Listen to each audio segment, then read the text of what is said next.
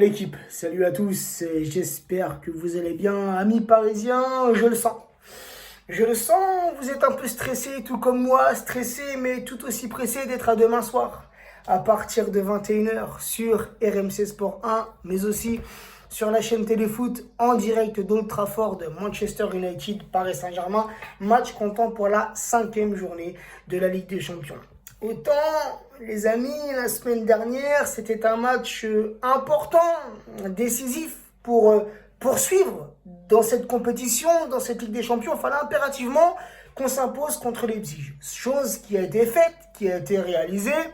1-0, les 3 points sur un fond de jeu dégueulasse. Mais demain soir, les amis, c'est un match tout aussi important, tout aussi décisif, car si on gagne, si on repart dans le Trafford avec les 3 points, on recollera à 9 points avec Manchester United.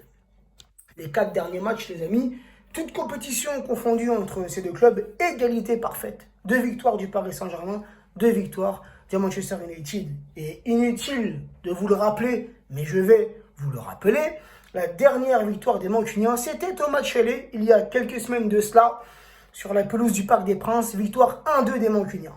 Manchester United, sur leurs 20 derniers matchs, toute compétition confondue, c'est un bon bilan, un bilan positif. 13 victoires, 1 nul, 6 défaites. Côté parisien, c'est exactement le même bilan, exactement les mêmes statistiques sur nos 20 derniers matchs. Toute compétition confondue, 13 victoires, 1 nul pour 6 défaites.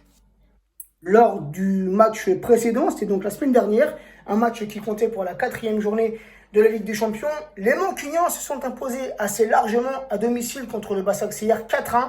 Et comme je l'ai dit tout à l'heure, le Paris Saint-Germain recevait Leipzig au Parc des Princes. Victoire courte 1-0. Un petit récapitulatif, les amis, sur le groupe. Donc, premier du groupe, Manchester United avec 9 points, 3 victoires, une seule défaite, 12 buts marqués pour 4 buts encaissés. Juste derrière, à la 2e place, le Paris Saint-Germain avec 6 points, 2 victoires, 2 défaites, 5 buts marqués pour 4 buts encaissés. À savoir que Manchester et le Paris Saint-Germain sont les 2 meilleures défenses de ce groupe.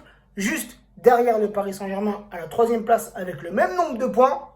Le RB Leipzig avec 6 points, 2 victoires, 2 défaites, 4 buts marqués pour 7 buts encaissés. Et bon dernier de ce groupe, 4e, les Turcs du Başakşehir avec seulement 3 points, les amis. 3 petits points, mais attention, rien n'est joué. Donc 3 points, une victoire, 3 défaites, 3 buts marqués pour 9 buts encaissés. Pour demain soir, les amis, les absents côté parisien, Bernat, Draxler, Sarabia et Icardi.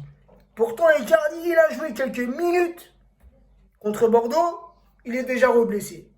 Retour à l'infirmerie. Bref, la petite compo pour demain soir, les amis. Je verrais bien un 4-4-2. Tu vois, un 4-4-2 bien solide au milieu de terrain, en espérant que Neymar, Mbappé, Kean, Di Maria fassent le repli défensif. Bah ouais, pas comme ce qu'on a vu contre Bordeaux, le 2-2 ce week-end, ou pas ce qu'on a vu contre Leipzig le week-end dernier. Non, la semaine dernière. On aimerait bien que les joueurs attaquent et défendent ensemble, comme ce qu'on a vu durant le Final 8. Bref, la petite compo que je verrai demain soir, les amis. Le retour de Navas, titulaire dans la cage parisienne. Florenzi, latéral droit. Kurzawa, latéral gauche. Parce que Bakker, les amis, on l'a vu contre Leipzig. Bakker, c'est encore trop juste pour la Ligue des Champions. En Ligue 1, ça passe. Mais en Ligue des Champions, Bakker, pour moi, c'est encore trop juste. Voilà. Ensuite, la charnière centrale. Le retour de Kimpembe qui était suspendu la semaine dernière. Donc, j'espère que Tourelle ne va pas nous faire encore un truc chelou. J'espère qu'il ne va pas nous mettre Marquis en milieu défensif. On peut s'attendre à tout avec Tourelle, tu vois.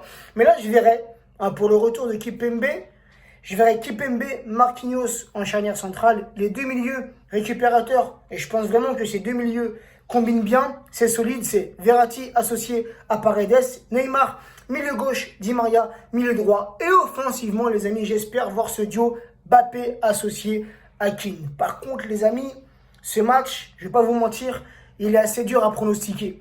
Si je parle avec mon cœur, je veux dire Paris Saint-Germain vainqueur. Je dirais peut-être même un match serré, genre un petit 2-3 pour le Paris Saint-Germain. Mais si je parle objectivement sur ce que je vois, puisque je regarde bien évidemment le Paris Saint-Germain en Ligue 1, en Ligue des Champions, mais je regarde aussi beaucoup la Première Ligue. Et depuis quelques matchs, je vois Manchester United qui a eu du mal à commencer en Première Ligue, mais qui progresse, qui produit du jeu, comme on l'a vu ce week-end.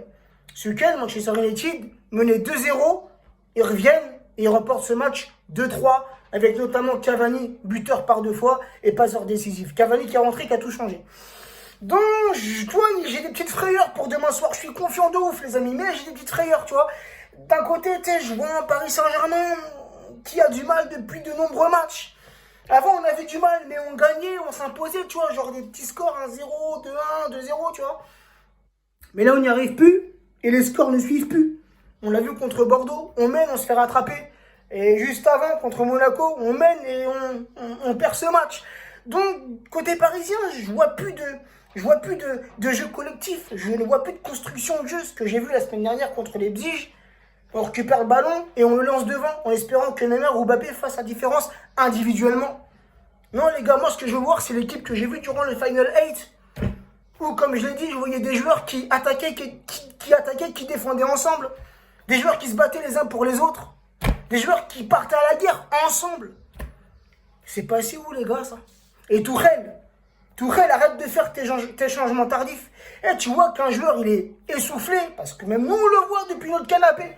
Des joueurs qui n'y arrivent plus. Des joueurs qui ont perdu en rythme, en intensité, en dynamisme. Tu vois, sors-les.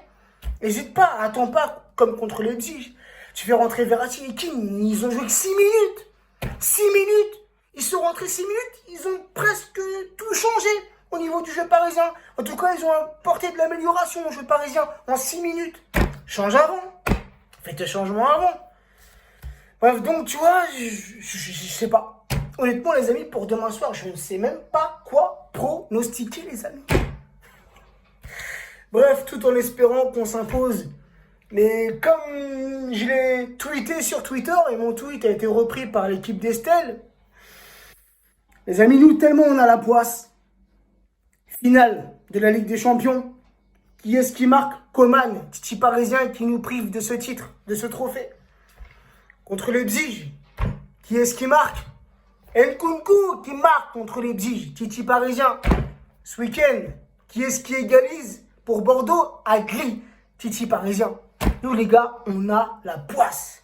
Donc, pour demain soir, si bien évidemment Cavani joue, soit titulaire ou soit si Cavani rentre en cours de jeu, on n'est pas à l'abri à ce que Cavani nous mette un but, les amis. Bref, sur ce, vous l'avez bien compris, j'ai du mal à donner un pronostic à ce match, mais je partirai en tout cas sur un match serré. Sur ce, les amis, n'hésitez pas en commentaire à me donner votre compo et votre prono. Prenez soin de vous, prenez soin des vôtres, et on se capte demain soir pour le débrief.